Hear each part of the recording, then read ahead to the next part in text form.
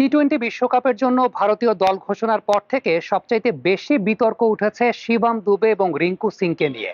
কেন শিবম দুবেকে নেওয়া হয়েছে, কেন রিঙ্কু সিংকে নেওয়া হয় নাই? রিঙ্কু সিং এর চলতি আইপিএল এর ফর্মটাকে অনেকাংশে দায়ী করা হচ্ছে, কিন্তু সত্যিকারের অর্থে চলতি আইপিএল এ রিঙ্কু সিং খুব বেশি ব্যাটিং করার সুযোগও পান নাই। অন্যদিকে শিবম দুবেকে ইম্প্যাক্ট প্লেয়ার হিসেবে চেন্নাই সুপার কিংস একটু আগে থেকে অপরচুনিটি দিচ্ছে। সত্যিকার অর্থে শিবম দুবের চান্স পাওয়ার পেছনে সবচাইতে বড় ফ্যাক্টরটা হতে পারে শিবম দুবের বোলিং অপশনটা। কারণ ভারত তাদের লাইন আপে মাত্র 3 জন ফ্রন্টলাইন পেস বোলার রেখেছে। সেই জায়গাটায় শিবম দুবের ইনক্লুশনটা হয়তোবা আরো একজন ব্যাকআপ বোলারের অপশনটা ঠিকঠাক রাখা হার্দিক পান্ডিয়ার সঙ্গে। সেই সঙ্গে আরেকটা পরিসংখ্যানও বলতে হবে, তা থেকে 6 থেকে 15 নম্বর ওভারের সময়টা অর্থাৎ মিড ওভার ফেজে এই আইপিএল এ শিবম দুবে 150-এর উপর স্ট্রাইক রেটে ব্যাটিং করছেন। অন্যদিকে 16 থেকে 20 নম্বর ওভারে তিনি 200 স্ট্রাইক রেটে ব্যাটিং করছেন। অর্থাৎ শিবম দুবের মধ্যে এই আইপিএল এ দুইটা ফেজেই ডমিনেট করার ক্যাপাবিলিটি বা দক্ষতার জায়গাটা কিন্তু দেখা গেছে যে মিড ওভার ফেজটা এবং সেই সঙ্গে ডেথ ওভার ফেজটাও তিনি খুব ভালো মতো হ্যান্ডেল করতে পারছেন। সুতরাং ভারত যদি যুবরাজ সিং এর মতো একজন বিকল্প ব্যাটার খুঁজতে চায়, যে ব্যাটারটা সত্যিকারের অর্থে দুইটা ফেজে ডমিনেট করতে পারে, সেক্ষেত্রে শিবম দুবে কিন্তু এই আইপিএল অনেক বেশি মাত্রায় পরীক্ষিত। অন্যদিকে রিঙ্কু সিং এর পরীক্ষিত ব্যাপারটা শুধুমাত্র কিন্তু ডেথ ওভার ফেজের ক্ষেত্রে, সেই সঙ্গে রিঙ্কু সিং এর বোলিং অপশনটাও নাই। এবার আমরা একেবারে ব্যাটিং পার্সপেক্টিভ থেকে যদি পর্যালোচনা করতে চাই, অনেকেই বলছিলেন ক্যারিবিয়ানের স্লো উইকেট গুলোতে বা ড্রপ ইন পিচে বিরাট কোহলির ব্যাটিং কতটুকু কার্যকরী হবে। কিন্তু ইন্ডিয়ার সিলেক্টররা সেই জায়গায় বিরাট কোহলির উপরই ভরসা রেখেছেন। হ্যাঁ, তার স্ট্রাইক রেট সমালোচিত হচ্ছে এই আইপিএল এ, কিন্তু সত্যিকারের অর্থে ক্যারিবিয়ানে যে ধরনের উইকেট হবে বা ড্রপ ইন পিচে যে ধরনের উইকেট হয়, সেই ধরনের উইকেটে একটু ডিপ ব্যাটিং করা ব্যাটারের প্রয়োজনীয়তাটা অনেক বেশি মাত্রায় প্রয়োজন হয়।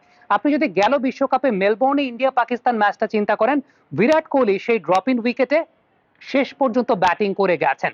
সুতরাং ড্রপ ইন উইকেট মানে যে শুধুমাত্র সেই উইকেটে রান হবে, সেটা শুধুমাত্র অনেকাংশেই ঢালাও পিচের মতো, অর্থাৎ রাস্তার মতো একদম পিচ ঢালা পিচ হবে, বিষয়টা সেরকম না। সেই জায়গাটা স্লোনেসটাও কিন্তু কাজ করতে পারে।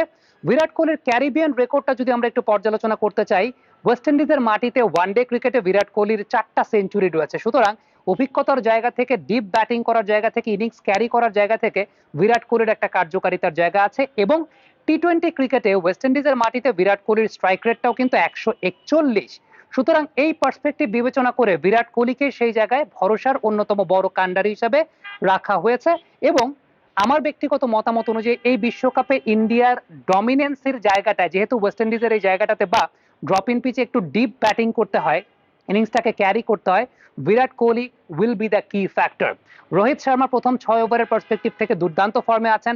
ইয়াশাবি জয়সওয়াল ফর্মটা একটু চিন্তার জায়গা ছিল, কিন্তু চলতি আইপিএল একটা সেঞ্চুরি করে তিনি দেখিয়ে দিয়েছেন যে না, তার মধ্যে ওই ক্যাপাবিলিটির জায়গাটা আছে। ইভেন ক্যারিবিয়ানের মাটিতে ইয়াশাবি জয়সওয়ালের ট্র্যাক রেকর্ডটাও কিন্তু খুব সমৃদ্ধশালী। এই ট্র্যাক রেকর্ডটাও তাকে এই জায়গাটায় এগিয়ে রেখেছে। সূর্য কুমার যাদব মিডল অর্ডারে ডেফিনেটলি ওয়ার্ল্ডের শীর্ষস্থানীয় একজন ব্যাটার। চলতি IPL A on and of, তারপরও প্রথম 6 ওভারের মতো তার স্ট্রাইক রেটটা কিন্তু ঈর্ষণীয়, 150-এর উপরে। সো এই জায়গাটা তাকে অনেক বেশি মাত্র এগিয়ে রাখবে। উইকেট কিপিং এর পার্সপেক্টিভ থেকে ঋষভ পান্ট এবং সঞ্জু স্যামসনকে নেওয়া হয়েছে। কেন কেএল রাহুলকে নেওয়া হয় নাই, কেন সঞ্জু স্যামসনকে নেওয়া হয়েছে, তার পেছনে বড় কারণ হতে পারে সঞ্জু স্যামসন মিড ফেজটা ডমিনেট করতে পারে। কেএল রাহুল তার ক্ষেত্রে যেটা হয়, তিনি টপ অর্ডারে ব্যাটিং করেন। যেহেতু ইয়াশাবি জয়সওয়াল, রোহিত শর্মা এবং বিরাট কোহলি আছেন অ্যালং উইথ সূর্য কুমার যাদব, তারা হয়তোবা এই জায়গায় কেএল রাহুলকে রাখার কথা চিন্তা করেনি। কারণ সঞ্জু স্যামসন মিড ফেজটা আপনি যদি 6 থেকে 15 নম্বর ওভার পর্যন্ত চিন্তা করেন, এই সময়টায় 150 স্ট্রাইক রেটের উপরে তিনি ব্যাটিং করছেন চলতি আইপিএল এ।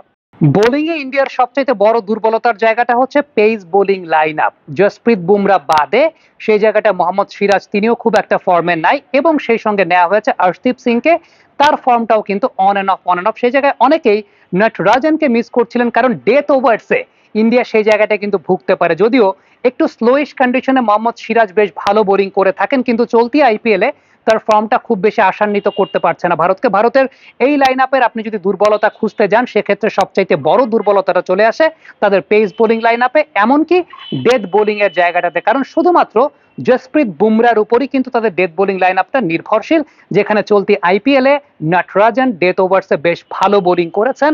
মোহাম্মদ সিরাজ এবং হর্ষদীপ সিং, এই জায়গাটা একটা ম্যাটার অফ কনসার্ন। কিন্তু ইন্ডিয়া সবচেয়ে বেশি এমফাসাইজ করেছে এক্ষেত্রে তাদের স্পিন ডিপার্টমেন্টে। চারজন স্পিনার তারা দলে রেখেছে। রবীন্দ্র জাদেজা যদি কোনো কারণে ফর্ম হারিয়ে ফেলেন, অক্ষর প্যাটেলকে রাখা হয়েছে। কুলদীপ যাদব মাস্ট বি, তিনি প্রত্যেকটা ম্যাচ খেলবেন। তিনি যদি কোনো কারণে ফর্ম হারিয়ে ফেলেন, যুজবেন্দ্র চাহালকে রাখা হয়েছে। এবং এই চারজনের প্রত্যেকেরই কিন্তু ক্যারিবিয়ানে ক্রিকেট খেলার এক্সপেরিয়েন্স রয়েছে। আপনি যদি একদম অক্ষর প্যাটেল থেকে শুরু করেন, আপনারা পর্দায় ঠিক এই মুহূর্তে দেখতেই পাচ্ছেন ক্যারিবিয়ানে তার রেকর্ডের জায়গাটা। কুলদীপ যাদব, তিনিও ক্যারিবিয়ানে খেলেছেন। যুজবেন্দ্র চাহাল, তিনিও ক্যারিবিয়ানে খেলেছেন। এবং সেই সঙ্গে রবীন্দ্র জাদেজা, তিনি তো হয়তো বা অটোমেটিক চয়েস হিসেবে থাকবেনই। অর্থাৎ প্রত্যেকটা জায়গাতে ব্যাকআপ অপশন হিসেবে কিন্তু ইন্ডিয়া রেখেছে। রিস্ট স্পিনারের ব্যাকআপ রেখেছে আরেকজন রিস্ট স্পিনার, ফিঙ্গার স্পিনারের ব্যাকআপ রেখেছে আরেকজন ফিঙ্গার স্পিনার। ভারতের ওভারঅল যে দলটা, সেই দলটা ক্যারিবিয়ানের কন্ডিশন অনুযায়ী, ড্রপ ইন পিচের কন্ডিশন অনুযায়ী শিরোপার অন্যতম বড় দাবিদার। তাদের একটাই সবচাইতে বড় ঘাটতির জায়গা, যেটা এই টুর্নামেন্টে তাদেরকে ভোগাতে পারে এবং সেটা নকআউট স্টেজে গিয়ে, সেটা হচ্ছে ভারতের pace bowling line up. Jasprit Bumrah ছাড়া ফ্রন্টলাইন পেস বোলিং এর জায়গাটায় খুব একটা অপশন নেই। তবে হার্দিক পান্ডিয়ার যে ফর্মটা, সেই ফর্মটা কিন্তু ইন্ডিয়াকে খুব বেশি আশান্বিত করতে পারছে না। কারণ চলতি আইপিএলে ক্যাপ্টেন্সির একটা দায়িত্বের জায়গা তো অবশ্যই ছিল, কিন্তু সবকিছু মিলিয়ে কেন যেন তিনি পেরে উঠতে পারছেন না, পটেনশিয়ালটাকে মিট করতে পারছেন না। হার্দিক পান্ডিয়া এই দলটাতে আছেন এক্সপেরিয়েন্সড ক্যাম্পেইনার হিসেবে। এমনও হয় বড় ম্যাচে এই ধরনের প্লেয়াররা কিন্তু জ্বলে ওঠেন। যদি ভারতের পেস বোলিং লাইন আপের ভ্যাকুয়ামটা হার্দিক পান্ডিয়া তার পেস বোলিং দিয়ে পুষিয়ে দিতে পারেন, সেটা হয়তো বা ভারতের জন্য অনেক পজিটিভ ফ্যাক্টর হবে। কমেন্ট বক্সে আপনাদের মন্তব্য, মতামত জানতে চাচ্ছি। আপনারা কি মনে করছেন, লিখে পাঠাবেন।